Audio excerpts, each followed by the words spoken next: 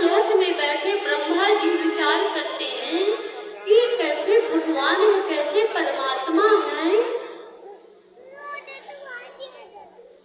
कैसे परमात्मा है कि जो भगवान होता है वो किसी की गर्भ से जन्म नहीं लेता, और जो भगवान होता है वो किसी का झूठा नहीं खाता,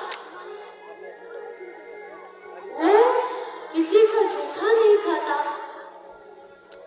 तो ब्रह्मा जी ने विचार किया कि मुझे चल करके देखना चाहिए। अब महाराज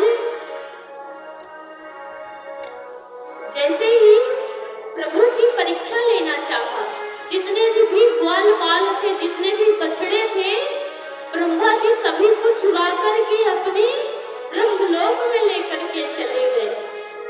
जब ब्रह्मलोक में लेकर के चले गए तो आज मेरे प्रभु ने अपने शरीर से उतने ही बछड़े, उतने ही ग्वाल बाल उसी रूप रंग में पुनः फिर से अपने शरीर से प्रकट कर दिया। अब फिर महाराज ब्रह्मा जी विचार कर रहे हैं कि मैं तो छिपा करके रखा था इनके सखा और इनके बछड़ों को, चल करके मुझे देखना चाहिए, कहीं लेकर के तो नहीं चले गए। और जैसे ही महाराज ब्रह्मा जी आए देखने के लिए, वैसे ही हमारे प्रभु ऊपर ब्रह्मा का रूप रख करके ब्रह्मलोक में जाकर के उनकी कुर्सी पर बैठ गए। ब्रह्मा जी ने आकर के नीचे देखा और उसके बाद जैसे ही आकर के नीचे देखा और पुनः फिर अपने ब्रह्मलोक में जैसे ही गए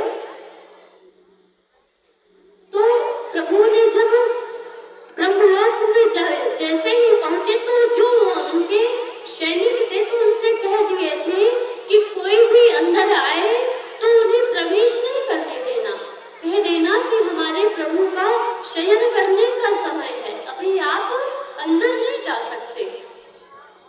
और जैसे ही ब्रह्मा जी आए तो ब्रह्मा जी ऐसे अंदर जाने का संभव किया तो सैनिकों ने डंडा लगा लिया, नहीं जाने दिए।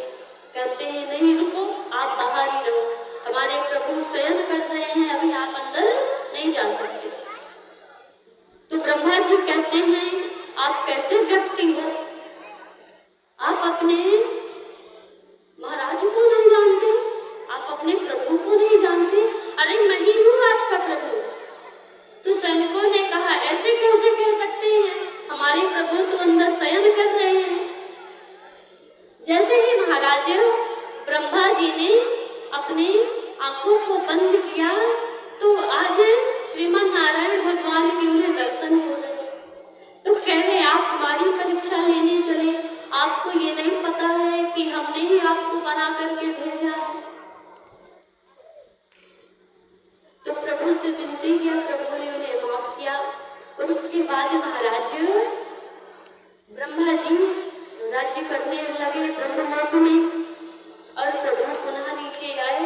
और जैसे ही नीचे आए तो आज माता यशोदा परेशान हो गई कि रोज लल्ला जल्दी घर आ जाता था, आज क्या बात हो गई कि अभी तक ये घर नहीं आया।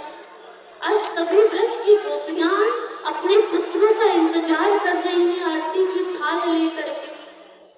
और जैसे ही प्रभु पहुंचे घर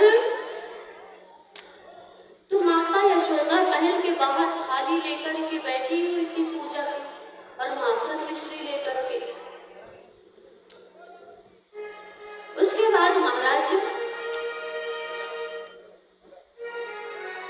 प्रभु कहते हैं मैया आज आप बाहर बैठी हैं थाली लेकर के,